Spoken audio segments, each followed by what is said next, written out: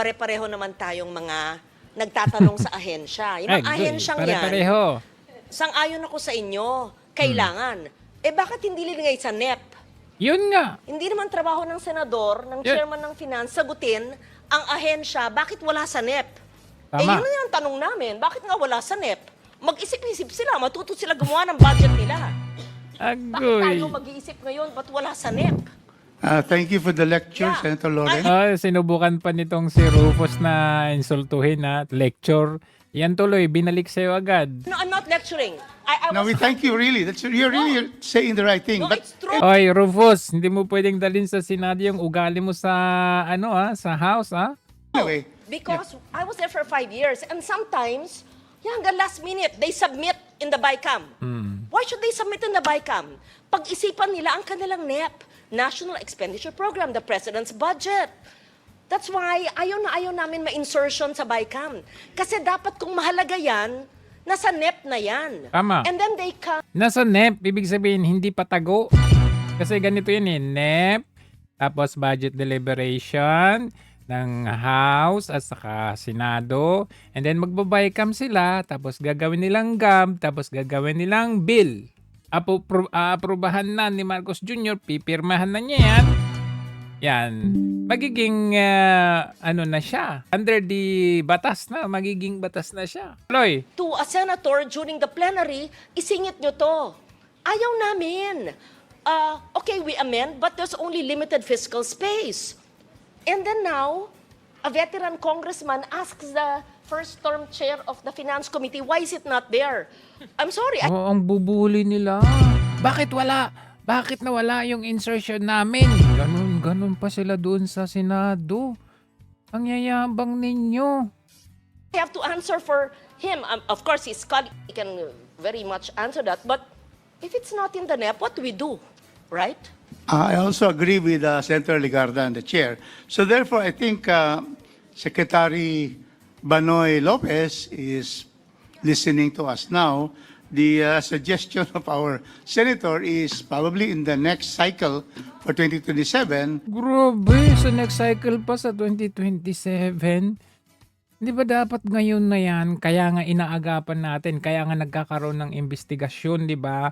ICI na yan. Anong kwenta niyan? Kasi gusto natin ma-prevent yung nangyari nung GAA 2025. My golly. 2027. We should be able to have that. If I may add, Yan. after this, let's organize the oversight committee so that we even, walang masama, we are consulted when they do their NEP. Masama ba yun? Hindi. Kasi lahat ng output natin, sabi natin, bakit ang DND puro infra, ba't kulang sa ganito? So, example yung DND, bakit ito, wala yung Mindanao Rail? Agree kami dyan. Ano mang priorities nila, di ba? Kaya hearing tayo. Bulsa nila. Gawa tayo ng monthly oversight committee ng bicameral. Tanungin nyo yan, kaagad. Sang-ayon ako dyan. I agree again with Senator Ligarda. Masakit ulo nila. So, in fact, in the budget hearing of the DOTR in the House, there was a commitment of Secretary Lopez that there will be a roadshow. Magpapalusot pa kayo eh. Alam nyo kasi, isa sa pinag-uugatan nito, yung insertion na inilagay ng House, tapos nung dumating na sa BICAM, tinanggal or nalaman sa BICAM, tinanggal ng gustong tanggalin ng Senado, pinababawi yung 54 billion na insertion. Kung i-connect pala natin, yung 54 billion na yan siguro ang pagpaparty-partihan na naman nila ngayong taon. Kasi last year, pinagparty-partihan din nila yung 54 billion na yan. Bakit kanyo? According dito sa insertion na inilabas ni Toby Chanco na lumabas din ng kabulukan. 'Di ba? Ito sinabi ni Zaldico, ni Toby Chanco na may 54 billion na insertion last year.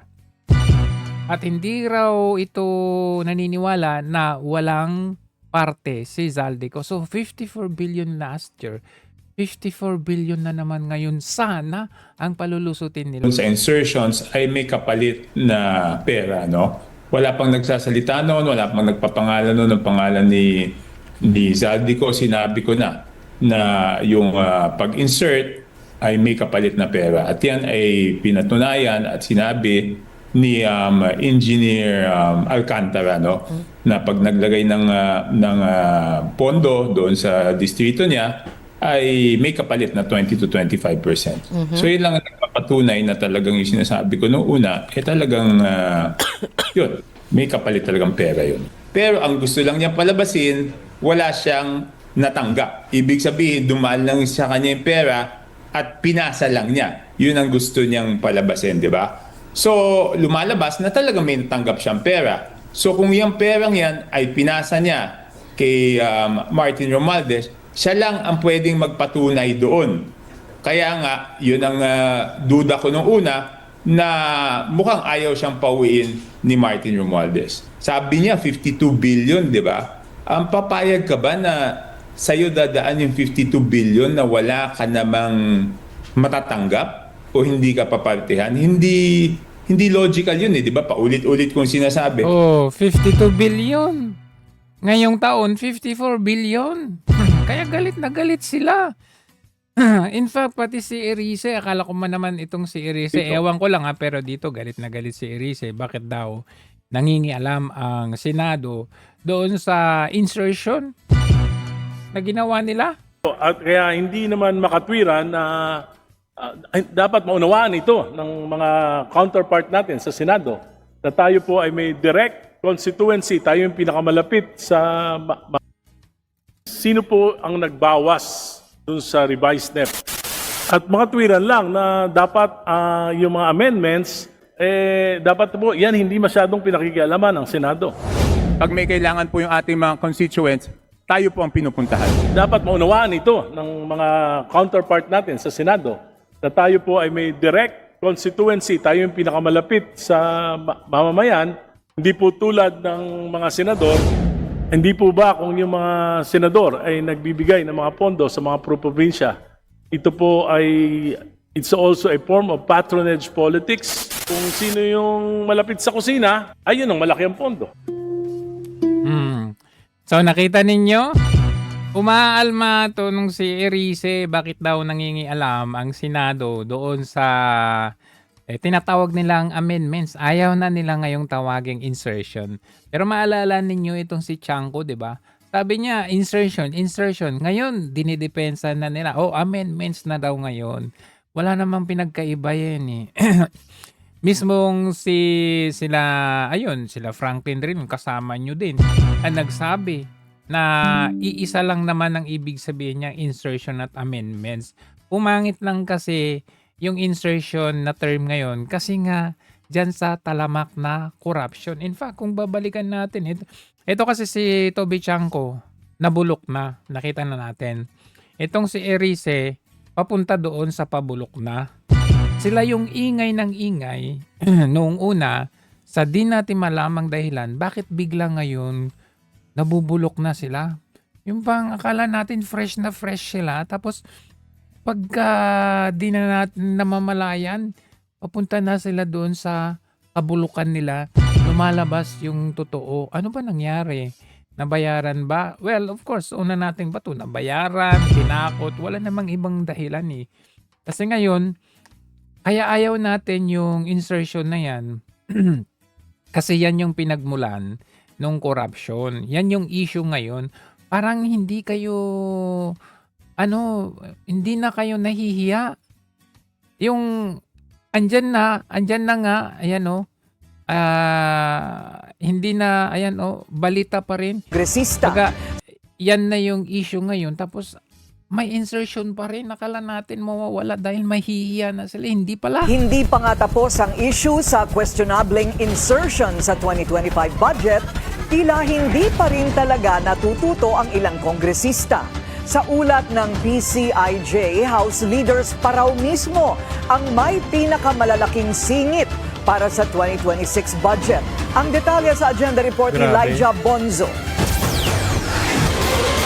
Ilang buwan na ang nakalipas matapos magkaroon ng palit liderato sa Kongreso, bunsod ng sunod-sunod na pagputok ng issue na may ugnay sa flood control scandal. Pero sa House of Representatives, napalitan man ang mga pangalan, parehas na mga posisyon pa rin ang nakatanggap ng pinakamalalaking insertions sa 2026 DPWH budget, ayon sa huling ulat ng Philippine Center for Investigative Journalism o PCIJ. Una sa listahan ay ang pumalit kay Congressman Martin Romualdez bilang Speaker na si Isabela 6th District Representative Bogie D. Ang distrito ron ni D ang nakatanggap ng pinakamalaking insertion mula kasi sa isinumiting proposal ng DPWH, tinatayang 1.1 billion pesos lang Grabe, ang allocated. Pero tumripli ito sa 3.1 billion pesos sa House proposal matapos magkaroon ng halos 2.7 billion peso insertion. Pangalawa sa listahan ang pumalit kay Grabe. resigned Congressman Zaldico Kakapal. bilang Appropriations Committee Chair na si Nueva Ecija 1st District patawad, Representative pa-smile, Micaela smile. Swansing. Sa initial proposal ng DPWH, 1.6 billion pesos lang ang allocated sa distrito ni Swansing. Pero dumoble ito sa 3.4 billion pesos pagkatapos ng House budget deliberation, kung saan nagkaroon siya ng tinatayang Grabe, 1.77 billion 1.7. peso insertion. Sumunod sa ikatlong pwesto ang kapatid ni Swansing na si Sultan Kudarat 2nd District Magkapatid. Representative Bella Swansing na nakatanggap Walang ng 3.9 billion peso allocation matapos ng tinatayang 1.6 billion peso insertion. Sa kabila naman ng resignation Grabe. bilang speaker at pagkakadawit sa mga nakatanggap umano ng bilyong-bilyong kickbacks, ang presidential cousin na si Romualdez ang isa raw sa mga nakatanggap ng malaking bulto ng 500 billion peso allocable at non-allocable funds ng DPWH. Nakatanggap ang distrito niya ng 6 billion pesos, mas mababa sa originally proposed Wala na tayong maasahan talaga, no? Isang malaking lokohan talaga ito. Pero yung totoong laban, sasabihin, yung investigasyon natin, magpapasko sila sa kulungan. Pero hanggang ngayon, ano nangyari? Boying! Magpapasko na. Magpapasko na, wala pang nakukulong. Meron Nakikita yan. nyo yun. Oh. 'Di ba? Relax lang kayo. Meron ka pang Meron. i-anunsyo. Wala, relax lang daw tayo habang sila, insert ng insert na, bulsa ng bulsa. Relax lang kayo. Meron ka pang Meron. i-anunsyo. Hindi na natin i-anunsyo, mangyayari na lang yan. Makikita nyo na lang. Kasi nga, mahirap na magsalita. Basta intayin nyo lang, lalabas yan. Darating yan. December 15! May makukulong ng December Magpapasko. 15. Oh. In fact, tignan ninyo ito, meron na naman tayong merong na booking din si Pia Cayetano with regard to this the flood- 236 billion. Nako. That amount, dear colleagues, is 106.95 billion. Earmarked. Where is that? Where is it? It's floating with the flood control projects. Now, there were 2 years. Wow, nakapasok sa GAA yung earmark ng PCSO Wow. and PAGCOR. So pinasa natin. Guess what? Never na-release. Never na release. That amount was 21.17 in 2024 and 21.17 in 2023. Wow. Never released, but it was in the GAA. That total amount plus So saan napunta yon? Never na release, nasa GAA. Saan napunta? Kaninong bulsa? that total amount plus the diverted funds. So 129 billion is the sin tax collection that was never the sin tax deficit. 106.95 is the earmark for PCSO and PAGCOR for 2019 to 2025. And then the diverted funds of 60 billion, if you add that all up, it's 296.91 billion. Almost. So, 236.91 billion. Grabe. Tapos sasabihin nila, itong si makapal na mukha, no? Walang kasing kapal ang mukha with regard to yung PhilHealth natin. Panoorin natin. Kaya niya, di ba? Carry mo ba yung ganyan na magsinungaling ka dyan? Sa attorney, speaking of attorney, totoo ba na hinamon nyo ng debate yung isang attorney na hindi lumalaban? Parang takot sa inyo eh. Sino yun? Yung spokesperson daw ng Malacanang. Si Ante Claire. Uy, wag yun nang tanggalin si Auntie Claire kasi ano natin yan siya eh. She's our entertainment of the day. Huwag na po. BBM, wag yung tanggalin yan si Auntie Claire. Please lang. Kasi nakaka-entertain yung mga sagot-sagot niya. Speaking of Auntie Claire, bilang isang attorney din, kagaya ni Auntie Claire, marami kasing may Huwag niyong tanggalin si Auntie Claire. Ito na lang tanggalin niyo. Ito. Then yung Yan. programa ng walang gutom. Yung po ay programa ko po yan dahil ang pangarap ko na pagkatapos na ako magpresidente, wala nang gutom na Pilipino. Wow. Kaya ang meron po tayong meron po tayo ganyan, may program tayong walang gutom. At meron pa rin hindi lamang yung food supply kung paano yung tama ang pagkain para maging malakas ang ating mga katawan. Then Naintindihan niyo?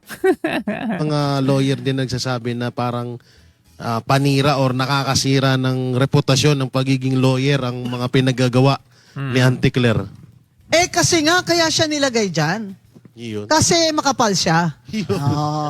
Kaya niya, di ba? Carry mo ba yung ganyan na Carry. magsinungaling ka dyan? Sino naman ang lawyer na papayag dyan? Si Auntie Claire lang. Kaya kailangan yung salary grade niya mataas talaga. Malaki kaya kinikita nito. Undersecretary, that's around 200 something thousand a month, ha? Hindi Wala mo pang ano yan. may 13 month, may lahat pa, may bonus pa yan. Walang sipag. So, At dati itong dating hater ni Marcos din ito biglang bumaliktad talaga? Hater po yan ni Biro mo, mag-undersecretary ka ba naman bigla? Go ka lang dyan, Auntie Claire. Ako talaga, go ahead. What if po na kumasa sa inyo? Si Auntie Claire, what? Di ba? Yan yung sinasabi ni Auntie Claire na, kailangan yan. Yung budget na yan. Kasi, di ba, pang infrastructure yung kinuha nila sa PhilHealth para daw sa infrastructure, ganun. PhilHealth yun pera para sa health yun. Kasi daw, mas marami daw na mamatay kapag hindi daw madadala sa ospital, kaya kailangan infrastructure. Diba? Abogado ka, ganun yung pinagsasabi mo. Kaya nga naman yung mga kababayan natin, talagang mapapangiwi ka na lang talaga sa kanyang asawa. Tiningnan mo ba ako yung itsura ng asawa mo habang inaabot mo yung 1,500 na honorarium mo?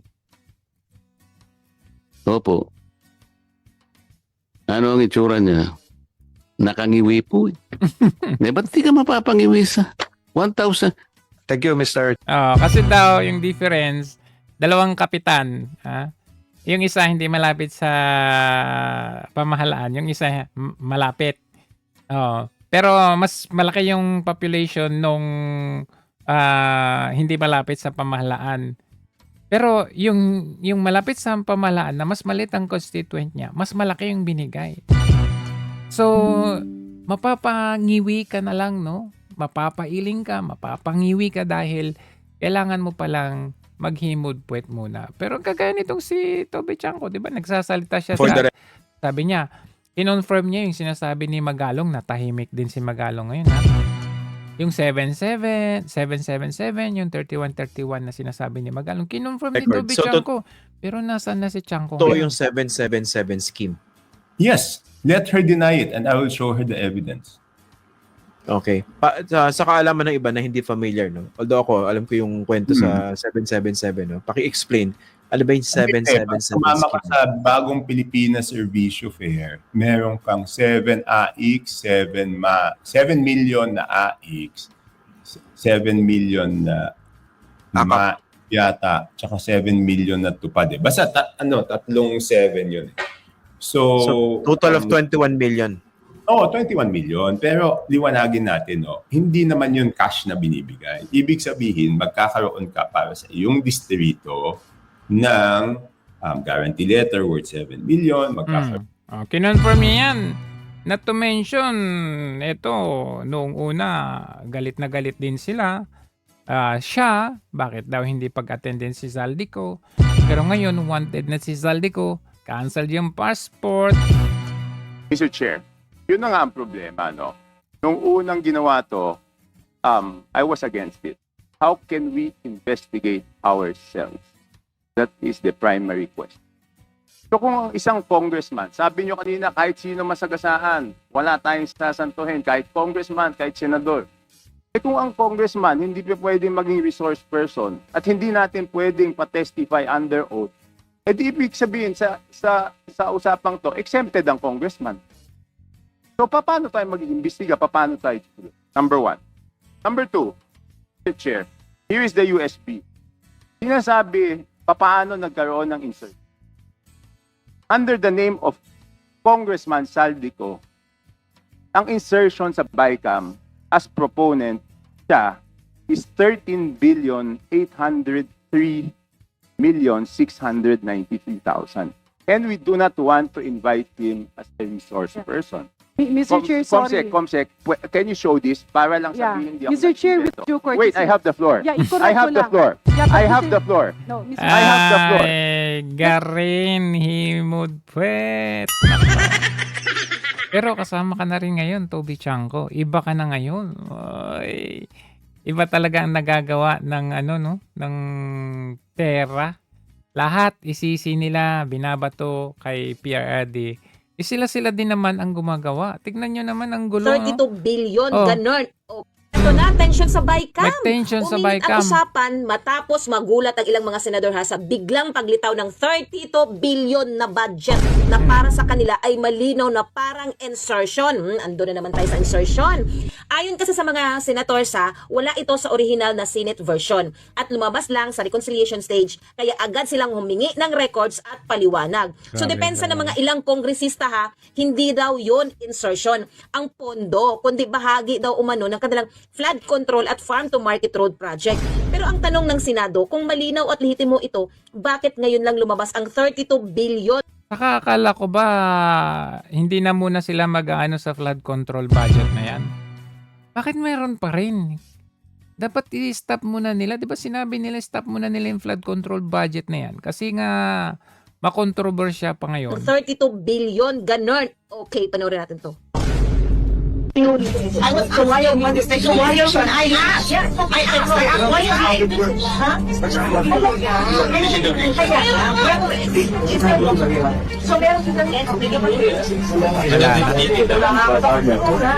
Wala na, nag-aaway na sila. Pera. Kaya bibigay na natin. But you know, we have to save up all the savings. But I will do it. Ganun lang. Kaya sabi ito, we put it on records. And definitely zero utilization. The reports in body that we need to take for buying and sending for district, along with service.